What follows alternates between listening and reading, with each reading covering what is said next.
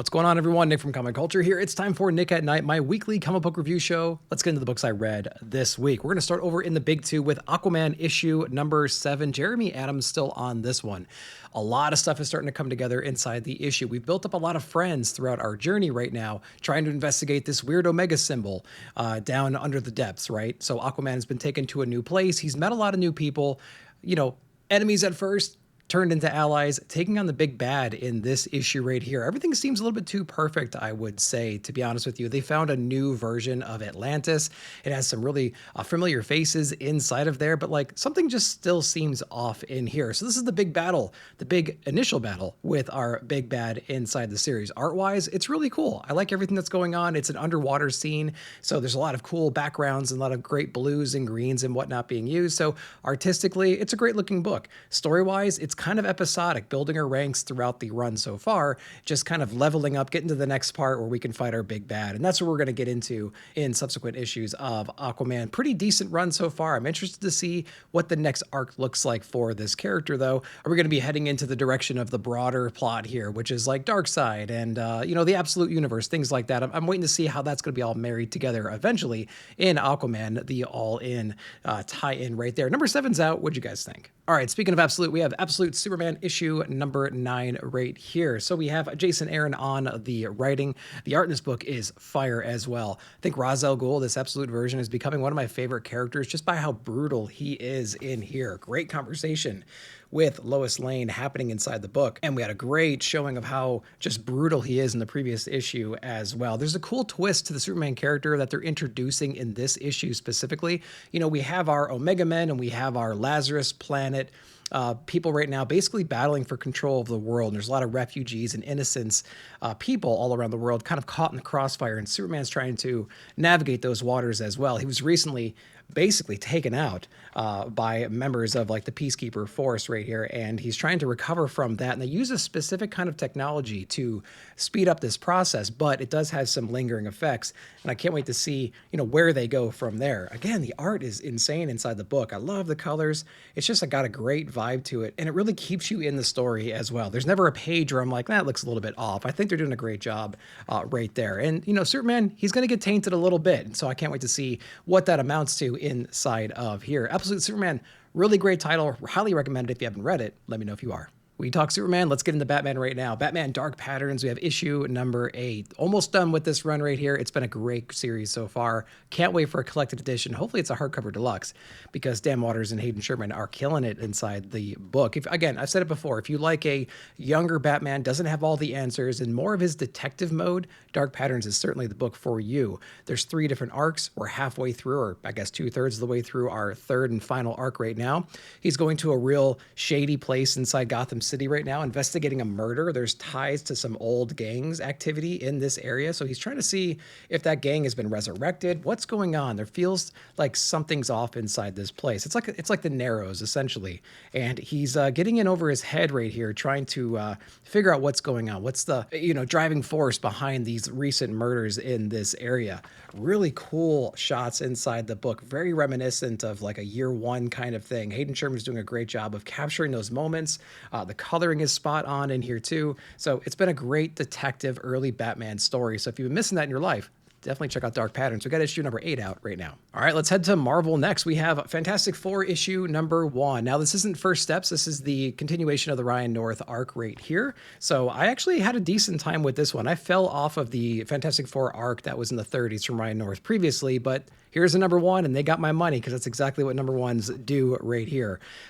Fresh start, basically, inside of here. All of our heroes are taking on a very familiar threat. We have Dr. Doom showcased on the opening splash. Beautiful battle page right here to start the issue off. Dr. Doom being completely overrun by our Fantastic Four right here results to sending them off into different places in time across the Earth. So we touch base with all of our different characters. Johnny is, in this like volcanic type of a situation right now, and he's having to deal with like the lack of oxygen and whatnot, and he's trying to use his brain to, just how to figure out how to survive and how to reconnect with his family right there. Of course, Ben goes back into the prehistoric time, and he's over there fighting dinosaurs and stuff stuff like that. There's some pretty cool moments inside the book where each of them gets a few pages to showcase where they are and how they are going to reconnect with their family. And of course, Reed had a contingency plan that I'll let you guys discover if you read the book on how to do such a thing if they ever get split up. But is it actually going to work? That's kind of the drama of the story right here. Great little scenes right here from Sue as well.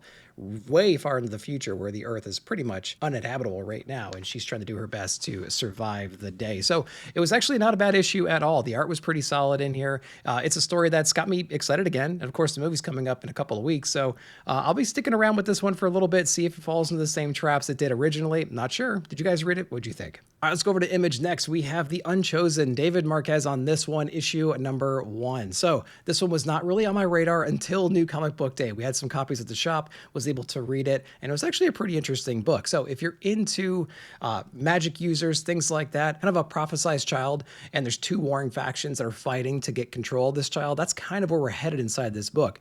Great usage of magic in here, a lot of cool magic battles and whatnot. Some comics just can't handle that visually. Magic Order did a decent job of that, but some of the books were a little bit lazy, I thought. This one was actually pretty cool, and I just appreciate that little touch in a book like this. The child that's the center of attention of all these different factions has some familiar vibes to it. You know, there's some memory loss, missing family, things like that, and she's trying to understand like what's going on right now and why are people after her. So it has some familiarity from that storytelling perspective, but the ancillary characters are cool, they're unique, they're distinct. Great use of magic, like I said, so I'll be sticking around with this one right here. Unchosen number 1, pretty good. Did you guys read it? What'd you think? All right, continuing Image, we have the Power Fantasy issue number 10, Kieran Gillen on this one, and we have Casper Wingard, of course, on the art. Stunning A and B covers on this title right here.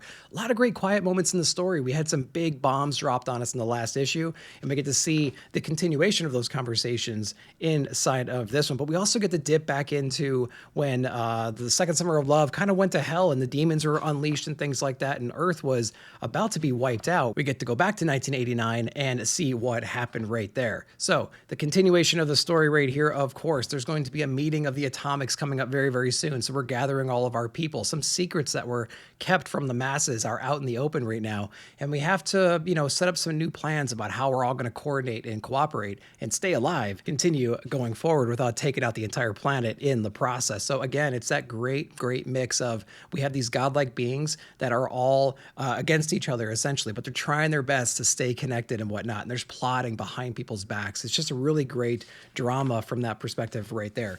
Crazy good visual art as well. We got these nice, bright, vibrant scenes, really peaceful things, but we also have these great moments of absolute chaos and destruction in here as well. And it's just got some amazing visuals inside this book. So Casper's doing a great, great job of just like matching the tone of the story being told at the moment. And I'm eating up all of this. Every single issue is spectacular. We have the next one out right now. Let me know if you read it. Continuing Image, we have Transformers issue number 22. Of course, we have Daniel Warren Johnson on this one. We have Jorge Corona. We have Mike Spicer on this. Just, what, 23, 24. And that's it for D-dubs on the writing and Jorge over on the art. I'm going to be sad to see them go right here, but this is a big build-up issue. Of course, we have our Decepticons. You know, they have all their ranks together. They have their new weapons in place and whatnot. And so they're really going on the offensive right here, trying to draw the Autobots out of hiding. And of course, they are almost down and out at this moment, almost losing a key member of their team in the process. But some unlikely allies are coming to their aid. They're regrouping right now, and they're going to be taking on to the offensive here pretty soon. So this is pretty much get all the troops together, aligning all your resources, and heading towards the battle zone for the next couple of issues, and just duking it out, man, for the soul of the earth and for Cybertron in general, I would say. So a great interior artwork, as always, inside of here. I don't know how I feel about the new creative team, to be honest with you. That's a topic for another day, but I've thoroughly enjoyed what I've read so far inside of the Daniel Warren Johnson iteration of this, and I'm going to be sad to see it go for sure. But man, so many great pages inside this series, and I've been loving it so far. Let me know what you guys think down below. All right, one that snuck under the radar for me, but I was able to get a copy, was Wild Animals issue number 1, Ed Brisson from Mad Cave right here. So it's a pretty cool story. It's about a young man who's growing up right now, fatherless because he was pretty much assassinated in his own home when this kid was younger, right? He was like a toddler or something like that. And so it's him growing up with his mom. He loses his mom recently, and he's just trying to like find his way in life. He can't pay for rent. His friends suck, things like that. And he's remotivated to explore, who killed his father, right? He has some idea, but like all the details are not lining up. And it's a story about him trying to investigate a little bit more and trying to uncover the truth behind that whole situation. So this feels like it's going to be a story where like this like weaker kind of a guy starts, growing up a little bit and taking on responsibility and like, taking matters into his own hands and getting revenge for his family. I think that's exactly where it's going to go. And I'll be all for it, to be honest with you. Great writing in here, great art and everything. So Wild Animals, issue number 1 from Ed Brisson. Pretty interesting book. Highly recommend checking it out. All right, let's go over to Archie Comics of all places for Kevin Smith Presents Archie Meets Jay and Silent Bob. What a cool issue this was right here. If you ever wanted to see a crossover between these two properties, here it is, man, and enjoy all the glory. We have Archie going into the Quick Stop to become the new associate right there. And of course, he gets all the hazing that one would expect from Randall becoming the new employee over at the store. So that was really cool to see all of that. Of course, we have Betty and Veronica showing up as well and having those same kinds of conversations they always do with Archie and whatnot. Of course, a lot of jealousy and everything going around there. And Archie's just a dumb character to begin with. But we also have a concert tonight, Josie and the Pussycats. And so the whole team's getting together with Jay and Silent Bob and getting into all kinds of trouble over at the concert. So it was pretty cool. If you're into Jay and Silent Bob a lot, if you love Archie, this is the perfect combination for you. If you're a casual fan of both properties like me, you're still gonna have a good time. So check it out if you haven't yet. All right, let's talk about one of my most anticipated books, Beneath the Trees Where Nobody Sees, Rite of Spring, issue number 1. Of course, we have Patrick Horvath doing the writing and the art, and we have Haas doing the lettering because Haas does every great book that's out right now. So I didn't quite know where they would go with this series to begin with.